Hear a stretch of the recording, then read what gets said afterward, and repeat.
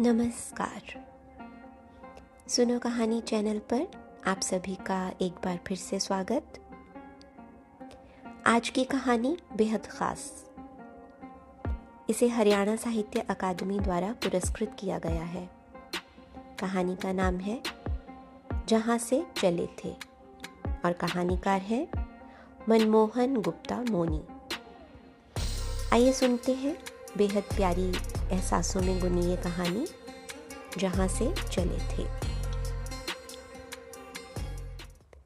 मुझे आज भी वो वैसी ही लगी थी। 30 वर्ष पूर्व की बिंदु और आज की बिंदु में कोई विशेष अंतर नहीं था।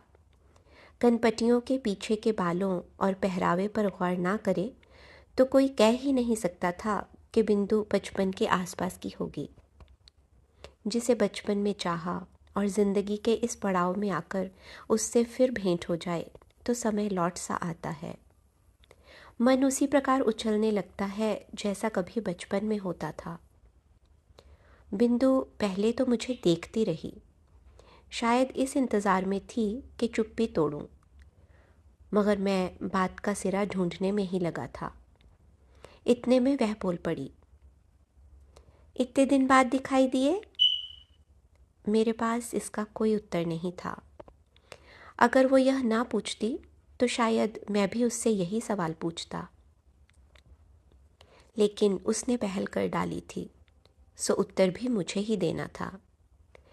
मैं उससे बस यही कह पाया, तुम्हारा कुछ अता पता होता तो ना। अब उसके पास इसका कोई उत्तर नहीं था। उसने मेरी उंगलियों को देखा, मेरा हाथ पलटा और कहने लगी, राहुल, नाखून अभी भी चबाते हो? कुछ आदतें जाते जाते ही जाती हैं, लेकिन कुछ तो जाती ही नहीं। ऐसी और कौन सी आदतें हैं जो पहले भी थी अब भी हैं? अभी भी रात को देर तक जागता हूँ, कभी कभी तो 2 भी बज जाते हैं। अब भी? बिंदु को आश्चर्य हुआ था। हाँ, पत्रकार हूँ ना, अखबार की नौकरी में तो यह सब चलता ही है। अक्सर रात की ही ड्यूटी रहती है। ओह, मैं समझी थी कि... क्या समझी थी? कुछ नहीं। ये आदत तुम्हारी पहले भी थी, बात शुरू करके बीच में ही छोड़ देने की। मुझे अच्छा लगता है इसमें। ऐसा अच्छा तो तुम्हें पहले भी लगता था। अभी भी इतनी रात तक जागते हो, उल्लू की तरह? और वह खिलखिला पड़ी थी। उसकी आंखों के कोर से आंसुओं की बूंदें छलछला आई थीं। मैं यह अनुमान नहीं लगा पाया कि ये आंसू खुशी के हैं या... मैं चाह रहा था कि आज बिंदु से इस थोड़े समय में उसके इन 30 सालों का खुलासा पूछ लूं, लेकिन वह एक के बाद एक प्रश्न किए जा रही थी। जब मैंने उससे पूछा कि घर में और कौन कौन है, इस पर वह उठ खड़ी हुई, मेरा हाथ पकड़कर कहने लगी, ऑफिस में ज़्यादा देर बैठना ठीक नहीं, चलते हैं। मैं भी यंत्रवत उसके साथ साथ चलने लगा। चलते चलते उसने ढेर सारी अपनी बातें कह डाली थीं। मुझे उसके साथ चलते हुए ऐसा लग रहा था मानो मैं थकने लगा हूँ। मुझे अपने पैर बोझिल लगने लगे थे। एक एक कदम उठाते हुए मुझे बहुत कष्ट हो रहा था। कॉलेज के दिनों में जब हम दोनों इसी प्रकार निकलते तो मैं आहिस्ता ही चलता था। बिंदु की तेज़ चलने की वो आदत आज भी वैसी ही थी। तब भी वह मुझसे पूछती कि तेज़ क्यों नहीं चलते। मैं कह देता, तुम्हारा साथ अच्छा लगता है। मैं नहीं चाहता था कि रास्ता जल्दी कट जाए। फिर वह मेरा हाथ पकड़कर मुझे घसीटती हुई चलती थी। कभी कभी अपने पर्स में से मूंगफली निकालकर उन्हें छीलकर दाने अपनी हथेली पर रखकर कहती कि उठाओ। मैं अगर आहिस्ता से उठाता तो अपनी मुट्ठी में मेरी 2 उंगलियां कैद कर लेती और मानो एक कविता ही कह डालती। अगर तुम्हें कोई अच्छा लगता है तो क्या उसे छूने का मन नहीं करता? मैं उसकी ऐसी बातों का कम ही उत्तर दे पाता था। यह बात नहीं कि मैं उत्तर देना नहीं जानता था। समस्या यह होती थी कि प्रश्न पूछने के बाद वह इतना समय ही नहीं देती थी कि उत्तर दे पाऊँ। वह तुरंत उत्तर भी स्वयं ही दे डालती थी या फिर दूसरा प्रश्न उछाल देती थी। मेरे मन में सैकड़ों प्रश्न कुलबुला रहे थे, लेकिन वह बारी की प्रतीक्षा में थे।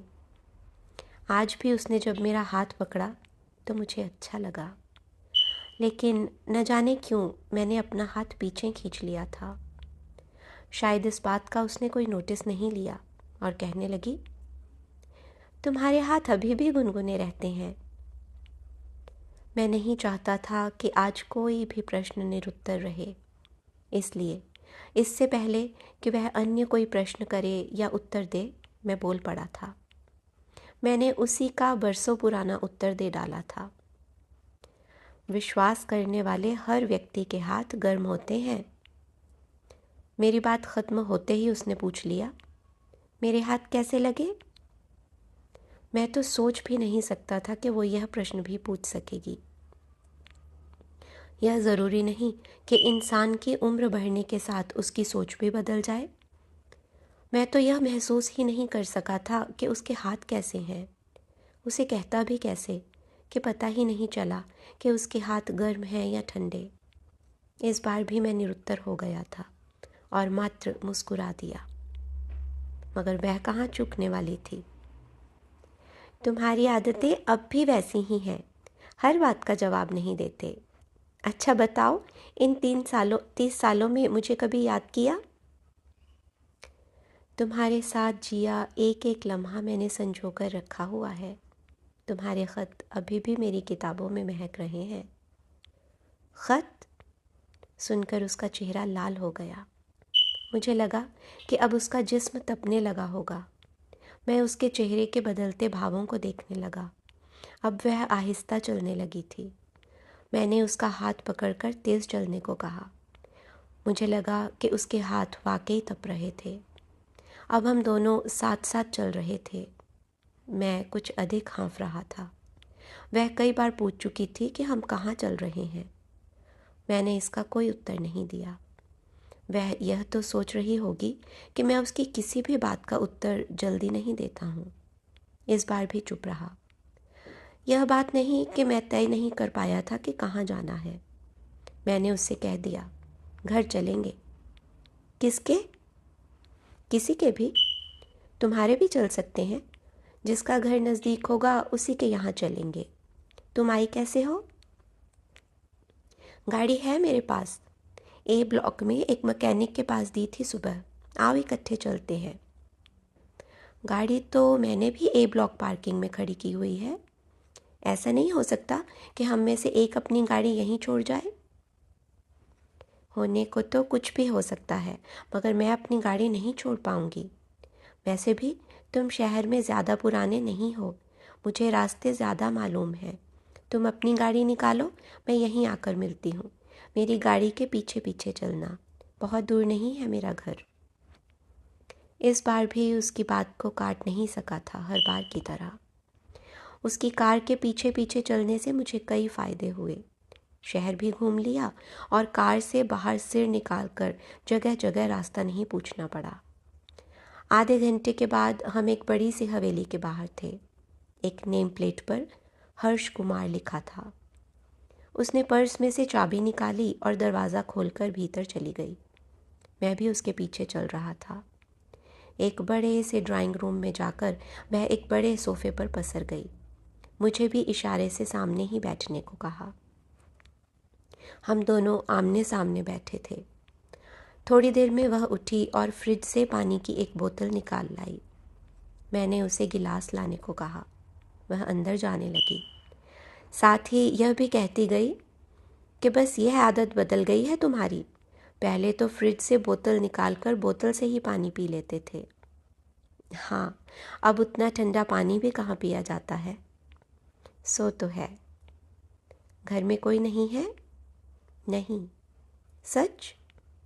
हाँ, उनको गुज़रे 2 साल हो गए हैं। मैं यहीं बीमा कंपनी में मैनेजर हूँ। अब ऑफिस जाने को मन नहीं करता। किसके लिए जाऊँ? उनकी भी पेंशन मुझे ही मिलती है। दीवार पर ये जो तस्वीर टंगी है, हाँ, हर्ष की है। हार्ट फेल हो गया था इन्हें कलकत्ता रेलवे स्टेशन पर। मैंने देखा कि आज भी बिंदु के चेहरे पर वही गंभीरता थी जो पहले भी विकट परिस्थितियों में दिखाई देती थी। मैं इतना ही कह पाया, बहुत बुरा हुआ। अच्छा बुरा तो व्यक्ति के दृष्टिकोण में होता है। तुम्हें बुरा लगा, यह जानकर मुझे संतोष हुआ। अकेली रहती हो इतने बड़े मकान में? हाँ, उन्होंने बड़े शौक से बनवाया था यह। जिस महीने उनकी मृत्यु हुई उसी महीने इसकी लोन की किश्तें भी पूरी हुई थीं। मानो इसे चुकता करने के लिए ही वह जिंदा थे। जिस रात कलकत्ता गए थे कह रहे थे लौट आऊं फिर मनाएंगे जश्न घर में। कहते हैं कि रिटायर होने से पहले ही जिनके मकान की किश्तें पूरी हो जाती हैं वे बड़े भाग्यशाली होते हैं। ऐसी फिजूल की परिभाषाएं न जाने कौन लोग बना डालते हैं। अब बताओ, हम दोनों में कौन भाग्यशाली है? वे चले गए या फिर मैं जो अकेली रह गई? बच्चे वगैरह? मैंने सकुचाकर पूछा। तीनों अपनी अपनी ज़िंदगी जी रहे हैं। बड़ी लड़की की शादी दिल्ली कर दी थी। दोनों बेटे इंजीनियर हैं, एक कलकत्ता में तो दूसरा मुंबई में। कलकत्ता वाले के बेटे का जन्मदिन मनाने ही तो गए थे ये। मेरी मानो तो तुम भी रिटायरमेंट लेके किसी बेटे के पास चली जाओ। सलाह तुम अब भी पहले की तरह ही देते हो। मैं केवल मुस्कुरा दिया था, मगर बिंदु की स्थिति देखकर मैं बेचैन था। यह तो पता चल ही गया था कि उसकी बेटी और एक बेटे की शादी हो चुकी है। मुंबई वाले बेटे की शादी हुई है या नहीं, इस बारे में उसने कुछ नहीं कहा था। मैंने ही पूछ लिया, मुंबई वाले की शादी हुई या नहीं? हाँ, उसने भी पिछले महीने अपनी मर्जी से शादी कर ली। अच्छा, तुम्हारा यह अच्छा कहना सवालिया है या कि आश्चर्यजनक? न सवालिया और न आश्चर्य वाला। उसने ना तो किसी को बुलाया और ना ही कोई रीति रिवाज ही निभाए। कहता था कि अग्नि को साक्षी मानकर कस्में वादे भले ही कितने किए जाते हों, उन्हें निभाता कौन है? मैं बिंदु को केवल सुने जा रहा था। उसका एक एक शब्द पीड़ा से सना हुआ था। वह बोले जा रही थी। और हर्ष ने भी अग्नि के समक्ष कस्में खाई थी कि हर दुख सुख में साथ दूंगा। सुख में तो उन्होंने पूरा साथ दिया। अब उन्हें क्या पता कि क्या बीत रही है मुझ पर। बच्चों की अपनी ज़िंदगी है, उसमें तो हस्तक्षेप नहीं कर सकती ना। जब इंसान को पता ही है कि कस्में वादे निभाने वाली डोर उसके हाथ में ही नहीं है, तो वह वादे करता ही क्यों है? ऐसा कहकर वह चुप हो गई। मैं भी मौन न तोड़ सका। वह फिर आहिस्ता से बोली, तुमने भी मेरे साथ एक वादा किया था, निभाया? मुझे लगा कि अब रात ज़्यादा काली होने वाली है। मैं अधिक देर रुकने की हिम्मत नहीं जुटा पा रहा था। मैंने उससे कहा, मुझे अब चलना चाहिए। तुम्हारा घर तो देख ही लिया है, कभी कभार आ जाया करूँगा। चाय नहीं पियोगे? बातों में ऐसी उलझ गई कि चाय पूछना ही भूल गई। अगली बार 2 कप पीऊँगा। तुम्हें जाना कहाँ है? डी ब्लॉक में। चलो, मैं भी चलती हूँ, तुम्हें वहाँ तक छोड़ दूँगी। लेकिन अब तुम अपनी गाड़ी आगे रखोगे और मैं तुम्हारे पीछे पीछे आऊँगी गाड़ी लेकर। मैं तो यही सोच रहा था कि तुम मेरे साथ चलो, तुम्हें बहुत अच्छा लगेगा। अब वृत्ति कुछ इस तरह की हो गई है कि अच्छा तो कुछ लगता ही नहीं। चलो तो सही। मैं गाड़ी ड्राइव करता हुआ जा रहा था। शीशे में बिंदु का चेहरा दिखाई दे जाता था। मुझे कॉलेज समय की बिंदु याद आ जाती है, जो मेरे साथ गृहस्थी बसाना चाहती थी। आज इस मोड़ पर उसे देखकर लगा कि कुछ लोग खुशियाँ बांट सकते हैं। उनके हिस्से में खुशियाँ अधिक देर साथ नहीं चलती। डी ब्लॉक आते ही पहले कॉर्नर पर मैंने गाड़ी रोक दी। बिंदु ने भी थोड़ा आगे बढ़ाकर गाड़ी पार्क कर दी। जब हम दोनों सड़क पर आ गए, वह पूछने लगी, यहाँ से कितनी दूर पैदल चलना होगा? मैंने उसे उस इशारे से बताया कि वो सामने 2 मंजिला भवन है, उसी में जाना है। वह बोली, वो तो वृद्धाश्रम है। हाँ, क्या वहाँ नहीं जाया जा सकता? और हम दोनों उस वृद्धाश्रम में पहुँच गए थे। मैंने अपना कमरा खोला और अंदर चला गया। बिंदु कुछ भी समझ नहीं पा रही थी। वह एक कुर्सी पर बैठ गई। तुम यहाँ रहते हो? हाँ, लेकिन तुमने तो मुझे बताया ही नहीं।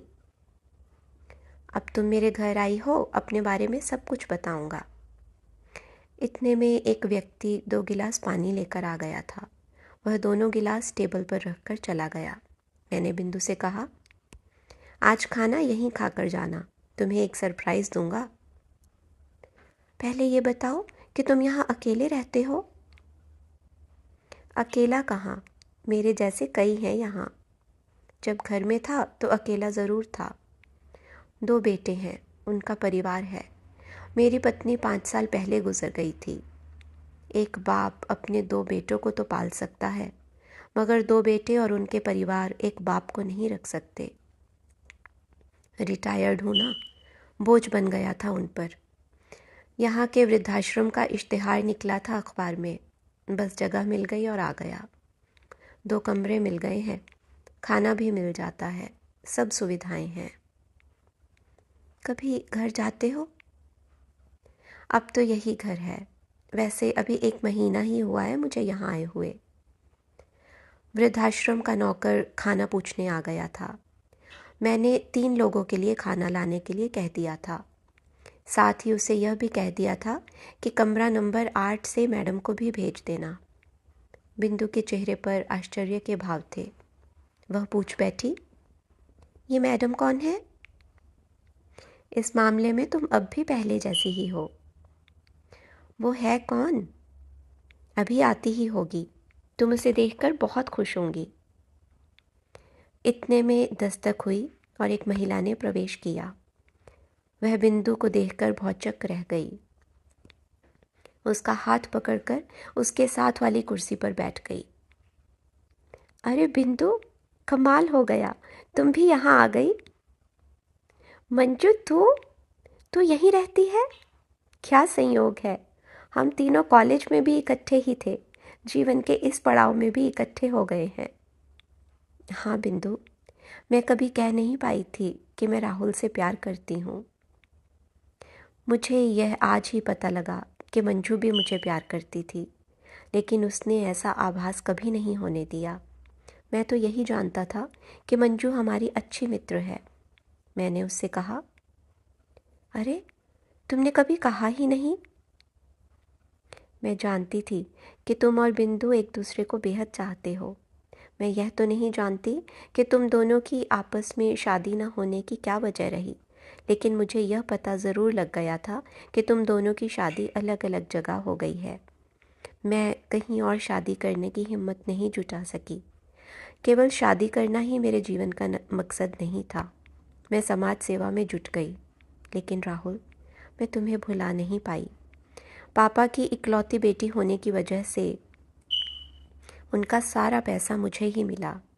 इस वृद्धाश्रम की शुरुआत मैंने ही की थी। अब तो यह काफ़ी बड़ा बन गया है। मैं असमंजस की स्थिति में था। मंजू मुझसे इतना प्यार करती थी कि ज़िंदगी भर उसने शादी नहीं की। तुमने क्या सच में प्यार किया था मुझसे? अगर मुझे पता होता कि... बिंदु बीच में ही बोल पड़ी, तो क्या कर लेते? मेरा तो पता था ना कि मैं तुमसे शादी करना चाहती थी, लेकिन तुमने कब सीरियस लिया? मंजू इस समय बातों को उलझाना नहीं चाहती थी। वह चाह रही थी कि जान सके बिंदु की गृहस्थी कैसे चल रही है। लेकिन जब उसे यह पता चला कि उसके पति की मृत्यु हो चुकी है और 3 बच्चों के होते हुए भी वह एकाकी जीवन जी रही है, तो वह उदास हो गई। उसने आहिस्ता से बिंदु के कंधे पर हाथ रखा। मैं तेरी स्थिति का एहसास ज़रूर कर सकती हूँ बिंदु। इंसान जब किसी को अपना बनाना चाहता है और बना नहीं पाता, उसका संताप मैं जानती हूँ। परंतु किसी अपने का चला जाना कैसा हो सकता है, यह भी मैं महसूस कर सकती हूँ। जिंदगी का चक्र घूमता रहता है। उम्र के इस पड़ाव पर आकर ऐसा लगता है कि हम जहाँ से चले थे वहीं आकर ठहर गए हैं। 30 साल पूर्व हम तीनों इकट्ठे होते हुए भी अकेले थे। तुम्हारे दोनों के बच्चे हैं, लेकिन कौन साथ देता है? मनुष्य को अपनी लड़ाई खुद ही लड़नी पड़ती है। इतने में दस्तक होती है और नौकर खाना लाकर मेज़ पर रखने लगता है। धन्यवाद। उम्मीद है आपको यह कहानी पसंद आई होगी। अगली कहानी के साथ शीघ्र ही फिर मुलाकात करेंगे। तब तक के लिए नमस्कार।